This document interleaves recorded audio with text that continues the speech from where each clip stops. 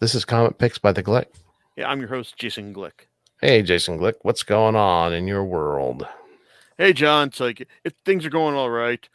Tonight is kind of more of a stopgap type episode, because since that I didn't plan on doing this, it's like I just kept it in as a backup thing in case it's like I needed to bust it out at some point. So, what's the bust out backup plan?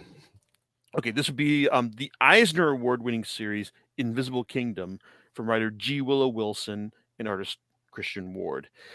This is a series that basically takes place like far in the future, like full science fiction type world where it's like where this like where the universe has basically been split into two factions, or they're two like controlling opposites at this like in this universe. There's Lux, the omnipresent delivery.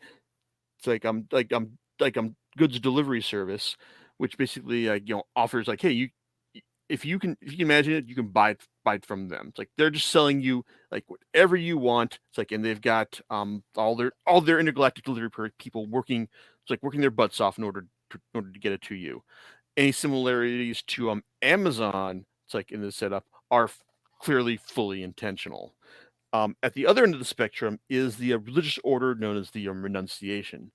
They're a group that is basically like believes that that happiness does not does not entail physical goods, but instead leads to what they call the invisible kingdom. It's like a it's like a belief of peace and love that anyone can attain, so long as they're able to walk the path towards it. One person who is walking that path, literally at the start of the series, is Vess. She is a Rulian.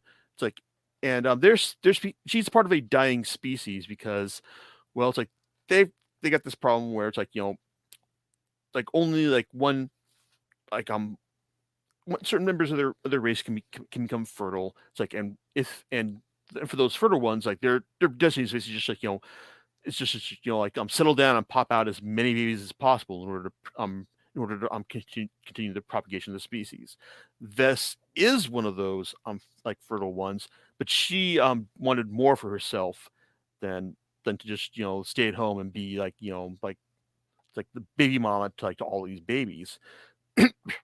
she it's like she like the message of the renunciation resonated with her, and so we're introduced to her. She's walking the path on to their to their citadel on the planet Duni, to in order to become a proper member of the renunciation. Catch is, though, that once she gets there, and while she's welcomed with open arms by their leader, Mother Proxima, she eventually comes to realize, like, after like a mother has her start working the books for her, because hey, she's at this as a promising, it's like as a promising recruit who fully believes in things. Well, it's like turns out that when Des starts working the books, she finds evidence of a it's like of a of collusion between these opposing orders, like between Lux and the Renunciation. This is also seen at the other end of the spectrum, because we're also at the same time introduced to Grix, the captain of the Sundog. It's like the hard bitten. It's like cynical captain, like, who is like she's seen everything. Like she's inured to like the constant threats of the galaxy, and she's just trying to give her crew and her son, I know, sorry, her little brother, like a better life. It's like, or as good a life as can be promised, like while working in in the margins of Lux, because because even though it's like Lux prides itself on its delivery windows and all. It's like when someone like screws things up, or like when Grix and the Sundog have to make an unscheduled stop in order to fix their ship. It's like, well, they don't look too kindly on that. And it's also less kindly when in the course of making an inspection, it's like during this one unscheduled stop, Grix finds that there's a number of empty packages, it's like, on board, and it turns out that like these were like remnants of a council order from Lux that basically like are like the cover between the fact that, as Vess found out, like Lux is funneling funds like into the renunciation.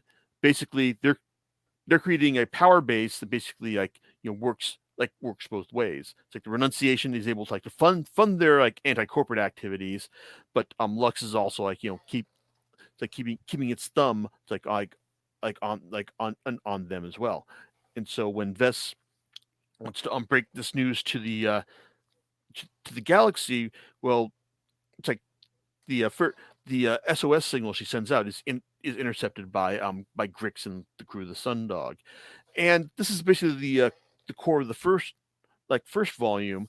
It's like walking the path. It's basically all about Vess meeting up with the crew of the Sundog and trying to like expose like the connection between Lux and the renunciation. And well, this is very much an anti corporate series. So you've got it's like Grix, her crew. It's like Invest like trying to it's like trying to get the word out, and also trying to rouse the galaxy's governing body in order to take some action against this. And wouldn't you know, it's like the current galactic president just doesn't want to like risk losing funds or votes by going against either of these factions. So it's all very familiar. It's like and that's kind of like my biggest problem with with this first volume, in the sense that it's like it tells us like all sorts of stuff that we know. It's like, oh, that it's like that the corporate interests like it's like have like are running things. It's like, and like religious institutions aren't serving our best spiritual interests. And when they finally break word that, hey, it's like the Lux and the renunciation are actually in bed together, the result from the like from everyone in the galaxy is just kind of like, yeah, so it's like everyone's just like too cynical or apathetic to care. It's like they said, like, so what does this actually change? I mean, yeah, it's like does this mean, like, we already knew, like, hey, it's like, like the religious people were crazy, or that like the religious people were corrupt, or that Lux was like up to no good. It's like, and it's, I don't know, it's like just saying that to like, I mean, yes, maybe this may be a realistic, approximation of like, exposing like the idea, hey, like, what if Amazon was secretly funding the Catholic Church? But at the same time, like, it's not telling me anything like new or insightful about this situation. It's just like offering like, like a new framing of this. It's like of this conflict of interest, potential conflict of interest. And that's, I don't know, it's just kind of like reminding me, it's like, yeah, it's like, hey, it's like things are bad in the world, things suck. It's like, and hey, here's another like example of like why things are like that, only it's like got a science fiction sheen as well. And it's like, okay, but at the same time though, I was like, I like the characters. It's like I like the like there's some interesting world building that Wilson does. It's like, and the art from Christian Ward, it's like, is frequently impressive.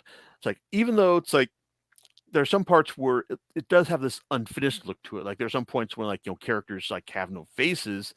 He creates like an appealingly um like psychedelic world with his color schemes.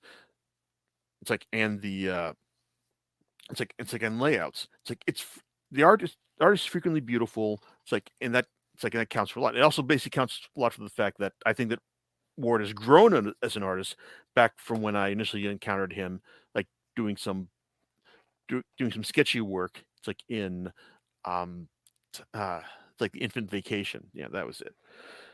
But but yeah, this first volume basically was a case of like, not bad, but maybe it's like it has potential, but it's not quite living up to it yet. Well, volume 2, Edge of Everything, it's like it doesn't quite deliver on that potential, but it does give you a better idea of where the series is going. Basically, it's kind of asking the idea of like, what it's like what does like when the whole what is it worth holding on to your principles when the whole universe is out to get you? Because like after like they reveal the truth to the galaxy, it's like, well, it didn't get Grix, her crew, or Vess anything like as a result, and so now they're having to go back to Vess's home planet to beg for supplies, beg, and also to um grab some hopefully grab some additional stuff it's like in the meantime. Um, this the supply run eventually results in the Sundog being captured by space pirates. It's like, and they're led by the pragmatic Captain Turo, who is fairly reasonable in the sense that, hey, you know what, you guys are just like on the run. You've got no choices left, so why not just come work for us? And this seems like he seems fairly reasonable for a space pirate in that regard. But it's like, but Grix and Vess, it's like, and the rest of the crew are just kind of like, not like, look at this. It's like, hey, this he's still a pirate, and he's still, it's like kind of holding our knife to our throats, like with when he's asking and he's giving us this offer.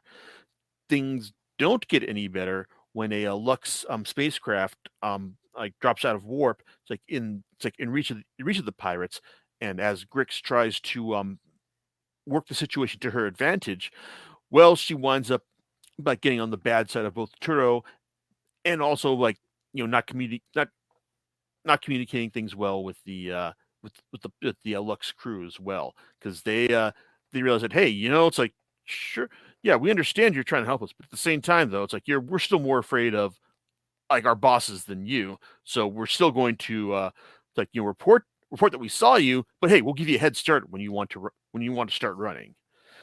So yeah, the second volume does chart out an interesting path to the series in the sense that, how long like is going to be like for these characters, like to try and like hold on to their principles and keep doing what they believe is the right thing before it just becomes completely and utterly infeasible for them to do so.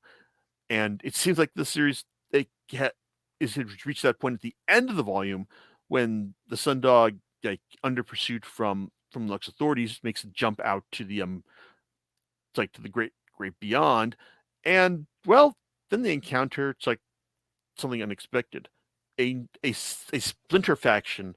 It's like of the it's like of the Renunciation. It's like the siblings of Rebirth, and that leads us to volume 3, in other worlds, the concluding volume.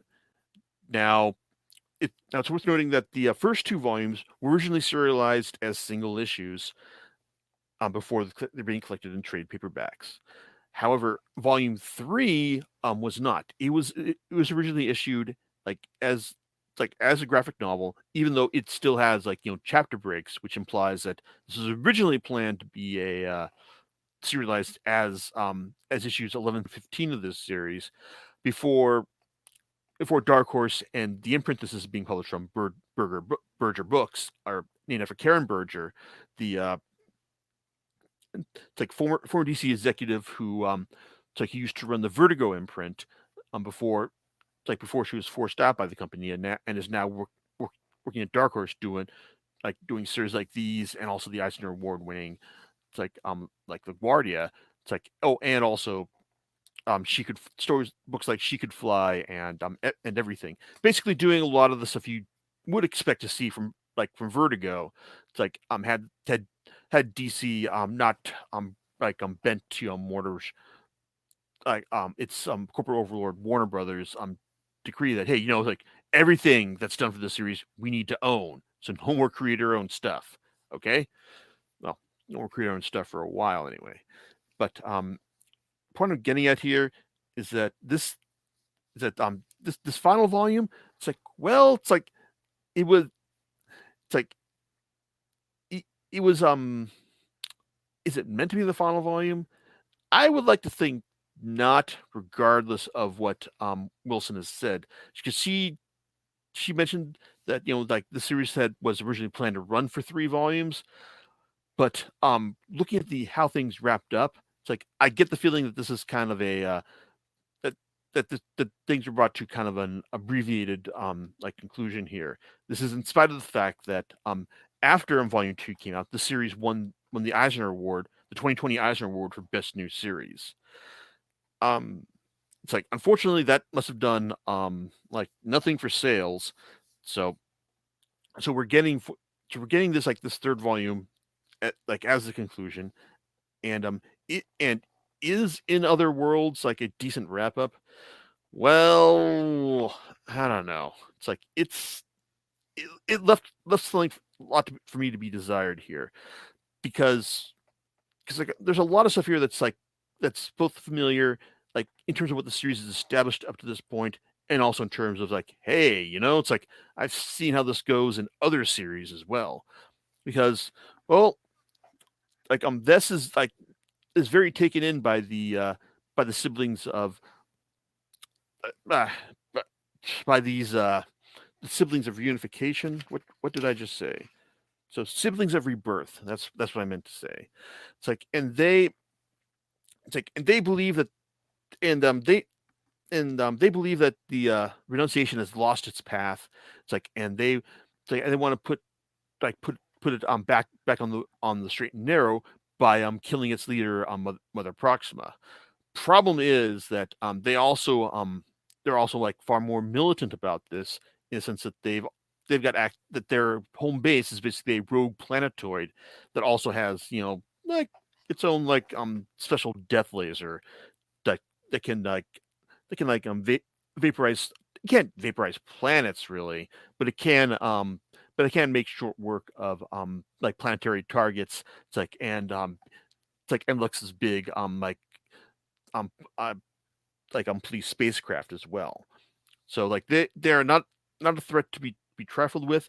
And while this like eventually believes that these people are are on the it's like are initially doing the right thing. Well, it's like she eventually finds out that they're like not as as nice, or like it's like or fully believing in the path to the invisible kingdom as she initially thought. Grix, on the other hand, well, like she and Vess have have started like getting into a relationship to this point. And so while she wants to do right by her new girlfriend, um it's like things don't work out that way, and so she's having to depart this planetoid in order to bring word to like to the planetary government of Dooney that, hey, bad stuff is coming your way. You need to you need to prepare and all. Problem is, she's still a wanted individual by Lux, and they're going to try and do everything in order to bring her in. And this includes like the Lux's corporate heads getting their man on the ground, Mather Prime, to like like to do their dirty work. It's like, even as like they're asking him to fall on his sword at the same time. It's like, the thing is though, it's like, well, I don't want to get in too much to what happens at the end. It's like, I will say that things end on a much sunnier note than I was expecting for a series that basically has to take a critical look at like like what is Amazon, and the Catholic Church doing for us. It's like to like for them to like the solution that the series comes with in order to like bring both these um like uh these organizations to justice, for lack of a better term. It feels simplistic. It's like, and simplistic and unrealistic. It doesn't feel earned, like in my opinion. It feels like Wilson and Ward wanted to give us an optimistic look at these real life, at a series that was taking a look at like these real life organizations and like how they're like kind of dominating our lives and all. But in the end, it's like it kind of like assumes that these things will work it out because you know because ultimately the corporate people will do the right thing and the people like in the religion order will like come to their senses. And I just can't buy this setup because I don't know. It's like just looking at the way things are going in real life. It's like I get the feeling that we are just like working more towards like like a corporate, maybe a corporate like a corporate owned. It's like system, but at the same time, it's like I can't. It's like I can't say that it's like it really represents the end of the world right here. It's like I was honestly expecting like an ending where everyone in the series died tragic deaths, like being it's like being martyrs to their cause, and then their struggle being adapted into a like a propaganda miniseries. It's like by Lux, like that's what I felt like this series was going towards, and like that kind of like downer. It's like downer ending. I kind of felt like more true to like what things were going towards. Like and the idea that hey like like a Grix and Vest like weren't willing to compromise in their beliefs, and for them to just like them to die like believing that they were doing the right thing. Well, it's like it's like I can see that, but I can also see like it's like see like this belief being co-opted like by it's like by Lux, it's like in order to like for their own ends because hey, it's like at the end they were the house and the house always wins. Ultimately, it's like that kind of leads like the ending we got. Like I said, it doesn't feel this happy ending we got. It's like doesn't feel earned. I can understand Wilson like Wilson's desire to maybe like put a positive spin. It's like on the corporate owned future where you might be saying like basically like hey it's like people will stand up and do the right thing, but I don't know. It's like real life has basically done a great job these past few years of convincing me that this like that the ending we got for this series is overly naive and like wish it represents like a whole lot of wish fulfillment. It's like at best at the end. Does that make the series like not worth checking out in the end? Uh I don't know. It's like I mean, on one hand, it's only 3 volumes, so it's short, and I'll give you that. And like I said, the art from Christian Ward is frequently nice, but I don't know. It's like ultimately, it's like it's a series that like series that wanted to like take a much harsher tact against its targets, but in the end, just kind of backed off because it felt that it's like it, it was that the that its quick, short, like brief life was better spent giving like a nice, optimistic view of things in the end, even if that that view wasn't really earned. So I'm going to give this marginal thumbs down in the end. Interesting. All right. Well, you 3 volumes, huh? So thumbs down. Did you buy the volumes, or this like I don't remember if you mentioned that, or was it this like a download like thing? Oh no, when you say did I buy these volumes? I mean, yes, I buy everything I talk about in this series. Well, I But mean, it's like like physical this copy. is a yes, this is a I bought all these I bought these 3 volumes like physically. It's like and if it's worth mentioning, I had to go and double check, but I think I may have just bought one or 2 volumes like from Amazon. The other or I could have just bought all of them from cheapgraphicnovels.com because it's like for for all that we've been talking about with like all the parallels from like Lux and Amazon like in this thing. It's like Amazon has really been kind of terrible about like selling physical graphic novels like these last couple of years. Like the majority I've shifted the majority of my graphic novel buying between cheapgraphicnovels.com for American comics and therightstuff.com for manga. And because Amazon just does not offer like the good deals these days anyway. I mean, yeah, I mean, yeah, like you can get good deals digitally from Comixology, which is an Amazon company, but when it comes to actually buying stuff physically from them, well, you just gotta wait for one of their deals, and even then, like those are kind of like getting worse like as things go on because hey, for Prime Day, it's like they initially started doing their hey buy two get one free sale, which hey I'll definitely like take advantage of that. But then as soon as Prime Day deal started, then they shifted to buy two get one 50% off, and that's like what? No, you changed that just as you were starting this up. That's not right. And it's like if this is gonna be they're where they're running things from here on out, then well, I'm just gonna like keep buying more stuff from cheapgraphicnovels.com. Yeah, they may not have like everything in stock like as Amazon does, and and it may take a little bit longer for them to ship stuff, but but you can't beat their prices. So there you go. It's like at least until Amazon decides to buy them, which we'll see how that goes. Hey, you know what you're going to be talking about next time? Oh, next time, we're ditching all the highfalutin, like talk about real world comparisons between corporations here. It's like to talk about like what happens when the god of the symbiotes comes to the Marvel universe. He's got a bone to pick with Eddie Brock and his son Dylan.